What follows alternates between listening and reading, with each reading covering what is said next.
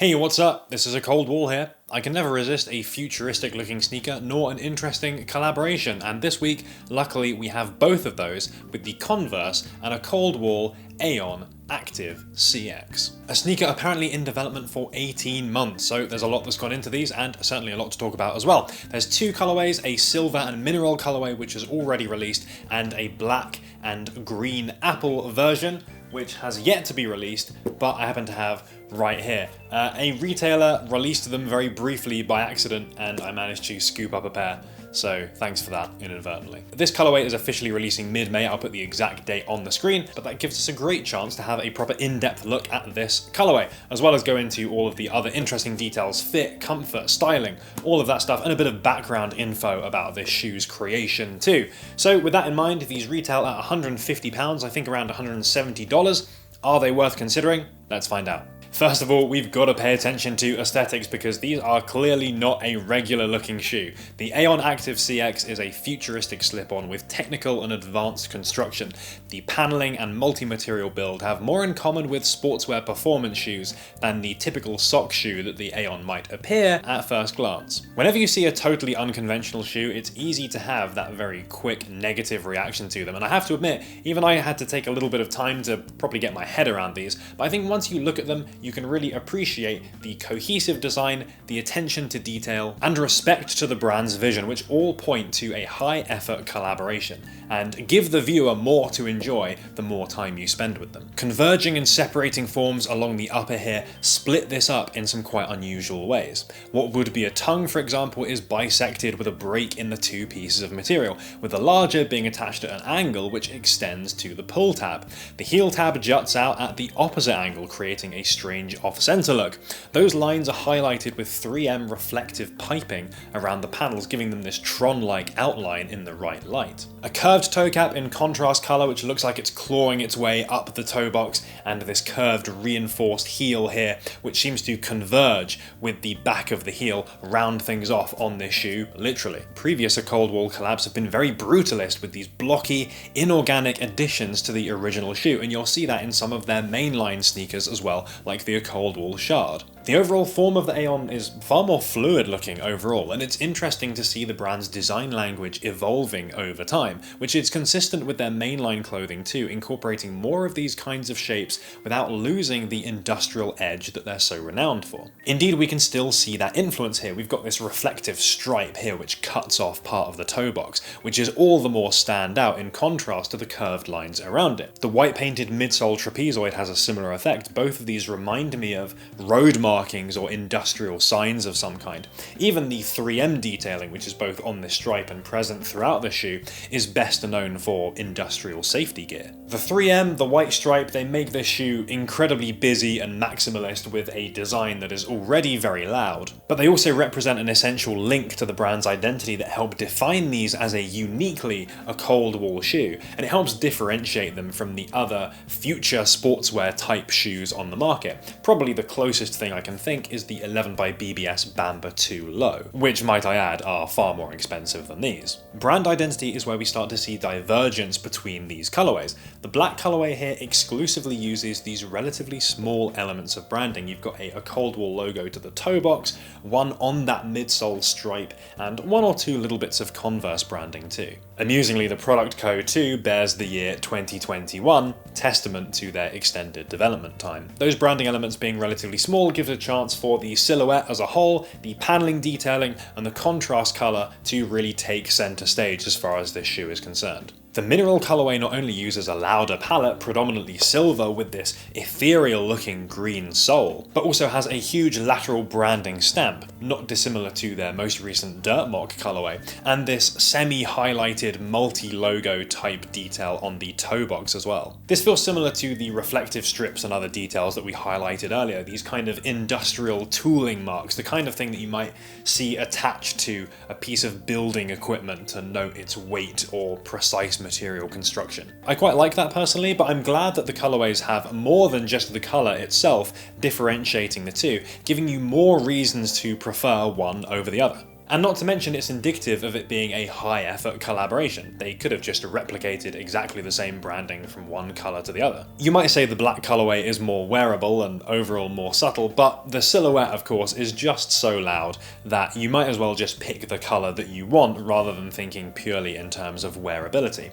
I also think with this there's a very interesting effect that this white stripe creates here. This is right at the point where on the midsole you have this little cutout here which is really prominent on the mineral colourway. But here what it does is mask that and instead link the front and the back outsole elements and turns it into this outward facing shape. And in my opinion this makes the black colourway look more boot-like, more chunky and more protective, in contrast to the more sort of lightweight and athletic look of the mineral colourway. It's a really interesting effect and something that I didn't really expect. And of course the silver and mineral has this retro futuristic look about it, feels very space age, a little bit utopian, whereas this is almost sci-fi horror. You can imagine some kind of alien with all of these black shapes and this acid green kind of reaching up from under the shoe. Where is this shape actually from though? When you say Converse, you probably think of the Chuck Taylor, an iconic, classic looking shoe, these very easy to style sort of heritage models.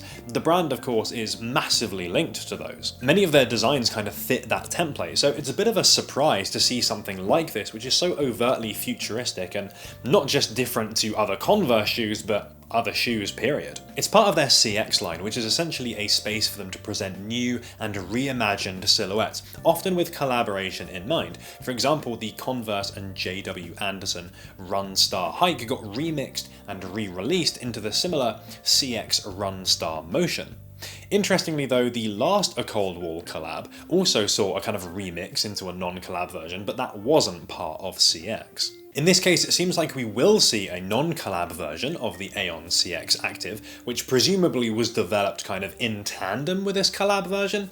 Not really too sure on that. It doesn't seem to have materialized yet either, despite being teased back in 2021. But what's clear is Samuel Ross and the A-Cold-Wall design team have done a lot to differentiate the A-Cold-Wall version of the shoe from the standard one, despite one or two similarities like the exaggerated midsole. But with such little reference to an existing sneaker, clearly this collaboration was more about using Converse materials, processes, expertise, infrastructure than it was literally taking an existing shoe and adding the A-Cold-Wall logo to it. In fact, Ross talks about the brand's desire to build something special with collaborations in this great complex interview, which I will put a link to in the description because it makes for interesting reading. But enough about how these look. What do they feel like? Materials, comfort, all of that sort of thing. In short, I found these to be very surprising. Looks can be deceiving. Take the upper for example. You see a sock shoe, you might imagine them to be all neoprene or knitted construction, super flexible but no kind of support or anything like that. Actually, most of the upper is made of this ripstop nylon material, with neoprene only being used on these additional panels and to the lateral sides here just next to the cuff. This makes them far more structured feeling and boot-like, and without that stretchiness you don't get that immediate feeling of comfort when you put these on. However, it also makes the upper more supportive. You're less likely to roll an ankle on these or have the sidewalls collapse on you, which can be pretty embarrassing when you randomly fall over. Nylon ripstop also makes them far more durable, both from an abrasion perspective and a water resistance one as well. This surprising rigidity extends to the sole as well. With the absolutely enormous amount of foam on the midsole here, you might imagine some moon boot-esque ridiculously bouncy feel, but actually these are fairly sturdy underfoot without nearly as much give as you'd expect. I expect that's partly down to the thick and rigid rubber midsole here, but also the foam itself is much more dense than it appears. You definitely don't get an immediate feeling of, oh wow, these are really comfy and bouncy, and they don't feel underfoot like you'd expect them to.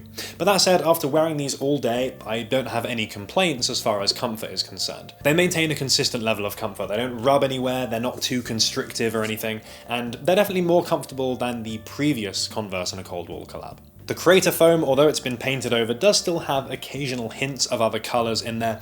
Ross has said in a GQ article that there is an increased focus on sustainability with this shoe, so it's not surprising to see one of Nike's many recycling-based materials being used here. As for sizing, because of the material over the toe box, these don't have as much stretch as you would expect, so I definitely wouldn't want these being too small. That said, I opted for my true to size of UK 11 and I found that these fit perfectly fine, so true to size would be my standard recommendation on these. Taking these on and off is an important part of the shoe wearing experience, which feels a little bit strange for me to mention, but it is relevant here. Remember those angled pull tabs? Well, those are shaped in such a way for you to easily be able to grab them with your left and right hand respectively when you put this shoe on. And that plastic cage at the back is in the perfect place and the perfect shape to grab to very easily pull these off. Combine that with the small amount of neoprene that's around here at the cuff, which just gives you that little bit of extra opening ability here, and this is an extremely quick shoe to take on and off. More so than most of my shoes, to the point that I'd be willing to bet that that was a significant design consideration with these. Styling them though, maybe not quite as easy. These are a weird and a loud shoe, whichever way you slice it. I also think they are surprisingly chunky on foot, which is another surprise considering they have that sock shoe kind of aesthetic. In my opinion, treat them more like a low boot or a chunky sneaker than a sock shoe. And in fact, if you go for a sort of hyper tapered, very aggressive looking thing, the contrast between the ankle and the bottom of the sole here is so great that it makes these shoes look absolutely enormous and a little bit off balance. Don't be afraid for the pant to fall over the cuff either. In fact, that's a nice way of helping to balance out the chunkiness of the sole with the rest of what you're wearing. I think they're a great combo with the Nike and Acronym track pants from last season, and I've also got some Oakley and Samuel Ross track pants from a couple of years ago now, which I think will also do pretty nicely with these thanks to that overall futuristic colour. Keep in mind Ross said in that Complex interview that apparel will come alongside these. So far there doesn't seem to be any official product images or release information there, but we did see clothing with the previous collaboration, so it wouldn't surprise me if it also came along with these, and that would be a pretty easy way to style these if we have an officially sanctioned clothing capsule as well. In conclusion, the more time I've spent with these, the more I felt that they are a very cool and an interesting shoe. However, they're probably too futuristic and unconventional to appeal to most people.